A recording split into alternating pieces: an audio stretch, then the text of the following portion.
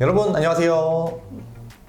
강동경희대병원 H로그입니다. 이제 부모님들 질환 하시면은 대표적인 게 가기만 하면 아이고 이제 허리 아파서 어디 다닐 수도 없다 이런 말들 많이 하실 텐데요. 이 허리 질환 어떻게 하면은 좀 치료를 할 수 있을까? 근데 사실 이 허리 질환이라고 하면은 뭐 수술도 해야 되고 막 뼈를 부순다고 이런 말도 있고 굉장히 무서운데요. 마음을 안심시켜 드릴 수 있는 척추 내시경 수술 방법이 있다고 해서 오늘은 한번 교수님 모셔보도록 하겠습니다. 교수님 안녕하세요. 안녕하세요. 자기소개 부탁드립니다. 네. 안녕하십니까. 저는 강동경희대병원 신경외과 안용 교수입니다. 저는 주로 척추 내시경 수술을 전문으로 하고 있습니다. 척추 수술이라고 하면은 굉장히 무섭잖아요. 인터넷에서 뭐 막 망치질하고 막 톱질하고 이렇게 무서운데 그거를 그러면 내시경만으로 하신다는 말씀이신가요? 네. 이제 우리 사회가 이제 고령화됐다 보니까 네. 사람들이 빠른 복귀를 원하고 그리고 이제 마취나 절개 수술에 대한 두려움 그리고 이제 수술할 때 수혈하는 거에 대해서 되게 두려움을 느끼고 부작용을 또 겪는 경우도 많기 때문에 네. 이런 이제 사회적인 니즈가 최소 침습 척추 수술을 이제 유도하게 됐고요. 네. 그거의 이제 대표적인 그런 수술 방법이 척추 내시경 수술이죠. 그래서 같은 수술을 하더라도 네. 피부 절개 없이 필요한 부분에 이렇게 구멍을 뚫어가지고 수술을 한다는 그런 개념이기 때문에 네. 굉장히 혁신적인 개념이 되어 있습니다. 그러니까 척추 수술을 내시경을 통해서 한다고 생각하시면 되고요. 네. 대개는 이제 부분 마취로 0.5cm에서 한 1cm 정도 굉장히 작은 가는 내시경을 사용한다고 보시면 되겠어요. 그렇지만 내부에서는 뼈를 깎고 그리고 환부를 치료하고 하는 모든 수술이 다 이루어집니다. 그러면은 치료는 아무래도 뭐 디스크라던가 어떤 질환들에 해당이 될까요? 네, 이제 척추 내시경은 기본적으로는 네. 모든 척추 질환에 다 적용시킬 수 있는데 네. 그래도 이제 주로 치료하는 질환은 퇴행성 척추 질환이라고 해가지고 네. 대표적인 이제 디스크병하고 척추관 협착증 네. 이제 요것들을 주로 치료하죠. 사실 이 척추관 협착증이 어떻게 정확하게 진단을 하고 뭐 어느 이상이면은 이렇게 내시경 수술을 할 수 있을까요? 네. 척추관 협착증이라는 거는 네. 척추신경이 지나가는 길이 좁아진 걸 말합니다. 네. 척추관 협착증은 그냥 한 번 협착이면 영원히 협착이에요. 내가 생을 마감하는 날까지 네. 절대로 넓어지는 법은 없어요. 네. 그래서 협착증이 문제인 거거든요. 네, 네. 그래서 이제 제일 흔한 거는 허리, 요추의 척추관 협착증인데 네. 요추의 척추관 협착증이 생기면 다리가 땡겨요. 그리고 저립니다. 네. 그래서 오래 못 걷는 그런 파행이 있거든요. 네. 그래서 이런 오래 못 걷고 파행이 있는 그런 증상이 있으면 내가 척추관 협착증일 가능성이 높다. 이렇게 좀 의심을 하셔야 되고요. 네. 두 번째, 이 척추관 협착증이 경추나 흉추에 있을 때, 네. 목이나 등뼈에 있을 때는 같은 협착증이라도 그 증상이 다릅니다. 그래서 요추 협착증일 때는 다리가 당기고 저리는데 네. 경추나 흉추 협착증일 때는 척수증이라고 해서 네. 다리가 약해져요. 다리가 약해지고 후들거리고 네. 균형을 못 잡는 문제가 생기죠. 그래서 흔히 뇌졸중하고 또 혼돈되는 경우가 있거든요. 마치 소풍처럼 약간. 그렇죠. 일종의 풍이죠. 네. 그래서 협착증하고 다른 질환하고 감별을 해야 되는데 네. 대표적인 게 이제 세 가지가 있는데요. 네. 첫 번째가 이제 뇌의 문제. 그래서 뇌졸중이라든지 아니면 파킨슨병 같은 그런 퇴행성 뇌질환이 있을 수가 있어요. 네. 그런 게 이제 협착증하고 되게 혼돈되고 네. 두 번째가 혈관 질환.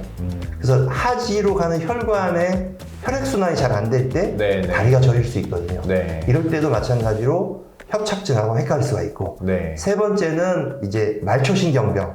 그래서 척추신경이 아니라 네. 다리신경에 병이 생겨서 다리가 저릴 수도 있거든요. 이런 세 가지는 척추관 협착증하고 반드시 감별 진단을 해야 됩니다.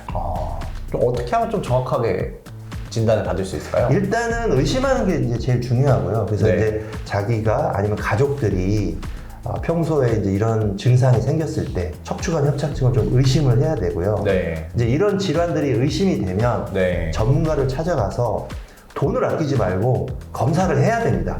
정밀 검사를 해서 네. 내 질환을 정확하게 진단하는 게 중요하죠.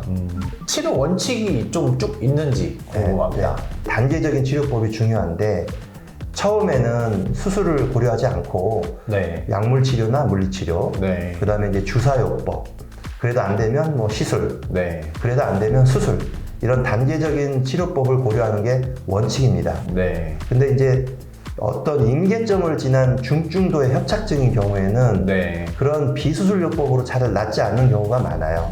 특히 요즘 유행하는 경피적인 시술들이 있거든요. 네네. 뭐 간단하게 5분이면 치료한다 이런 시술들이 있는데 네. 이런 시술들로는 협착증이 단 1도 좋아지지 않습니다.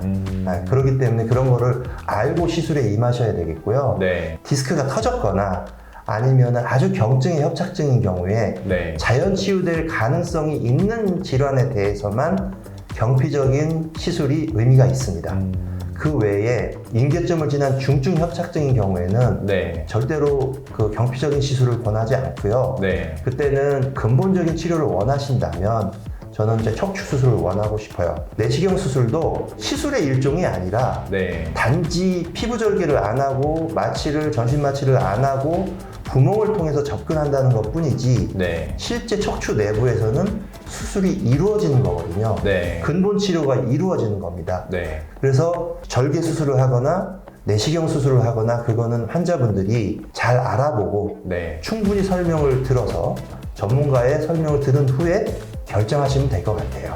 그러면 교수님, 사실 어떤 분들은 이제 아직도 이렇게 완전 열어서 하시고 내시경 교수님처럼 하시는 경우도 있는데 내시경 수술이 더 장점이 많아서 앞으로는 좀 더 이렇게 발전될 것 같은지 이런 게 좀 궁금합니다. 그 내시경 수술의 장점이 있어요. 일단은 전신 마취보다는 네. 부분 마취로 시행이 가능하고 피부 절개를 크게 하지 않고 그냥 구멍만 뚫어가지고 네. 이렇게 수술을 할 수 있기 때문에 네. 근육이라든지 인대라든지 대부분의 정상 뼈 조직 이런 것들을 그대로 보존할 수 있는 장점이 있거든요. 네. 이것이 이제 대표적인 장점이죠. 그러면 이게 뭐 무조건 이렇게 좋기만 하냐? 그렇죠. 그건 네. 아니죠. 그건 아니고 이제 두 가지 단점이 있어요. 네. 첫 번째 단점은 무지하게 어렵다는 거죠. 의사한테. 그럴 환자는 쉬운데 네. 의사는 굉장히 어려워요. 네. 굉장히 오랜 시간 동안 수련을 받아야 되고 연구를 해야만 전문가 수준의 레벨에 네. 도달할 수 있기 때문에 네. 그 과정이 되게 어렵고요. 네. 두 번째는 이제 과거에 초창기 때는 이제 적응 질환에 되게 한계가 많았었거든요. 네. 이제 그런 질환의 한계 이런 것들이 이제 대표적인 단점이죠. 최근에 와가지고는 적응 질환의 한계도 많이 없어지고 내시경으로 모든 협착증 질환을 다 치료할 수 있고요. 네. 그리고 이제 많은 수련을 통해 가지고 네. 스페셜리스트들도 많이 이제 배출이 되고 있습니다. 근데 이제 제가 안타까운 거는 네. 그 대부분의 아직도 이제 보수적인 대학병원에서는 이런 내시경 척추 수술을 도입하지 않고 있거든요.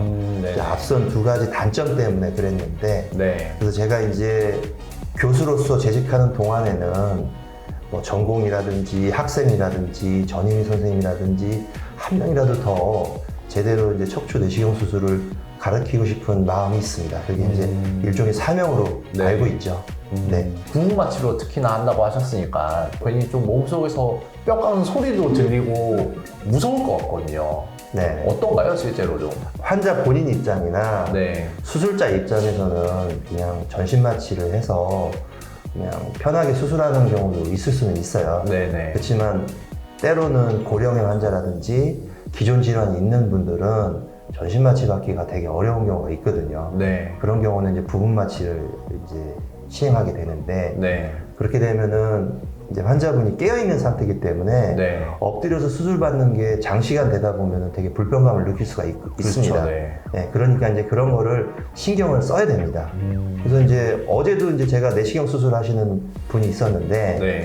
1시간 정도 지나니까 이제 좀 불편해서 네. 아 이거 언제 끝나요? 이렇게 이제 본인이 물어보시는 경우도 있습니다만 아, 교수님한테 수술 중에 물어보시는 거예요? 수술 중에 물어보고 네. 그런 걸 이제 다 얘기를 들으면서 그렇게 수술을 진행하고 있고요. 네. 대개의 경우는 크게 불편감 없이 부분 마취 하에서 정해진 시간에 다 끝내드리고 있습니다. 아, 그러면 보통 뭐 한 1시간, 1시간만 이렇게 걸리는 건가요? 기본적으로 한 분절에 많아봤자 1시간 네. 이렇게 생각하고 있고 네. 두 분절 내지 세 분절 갈 때는 1시간 반에서 2시간 정도를 이제 최대치로 보고 있습니다. 이제 그 이상이 지나가면은 네. 환자들이 견디기 어려운 경우가 많기 때문에 네. 가급적이면 시간을 지키려고 노력하고 있죠. 이제 어르신 중에 척추관 협착증 증상을 가지신 분들이 많은데 이런 경우 이제 굉장히 걱정들이 많으실 거예요. 척추 내시경 수술이 이제 이런 많은 걱정들을 덜어드릴 수 있는 하나의 이제 그 계기가 될 수가 있다고 생각합니다. 만약에 가족 중이나 아니면은 본인이 척추관 협착증 증상이 있거나 척추 질환의 증상이 있다면 반드시 전문가를 찾아가서 정밀 검사를 통해서 정확한 진단을 받으실 것을 권유드리고요. 그리고 만약에 어느 정도 진행된 척추관 협착증이 있다면 전문가 최소한 3명 정도는 찾아서 진지하고 신중하게 상담을 거쳐서 치료 방침을 결정하시길 바랍니다. 혹시나 내시경 수술하고 싶으시면 저희 안용 교수님 찾아주시면 될 것 같습니다. 교수님 오늘 감사합니다. 감사합니다.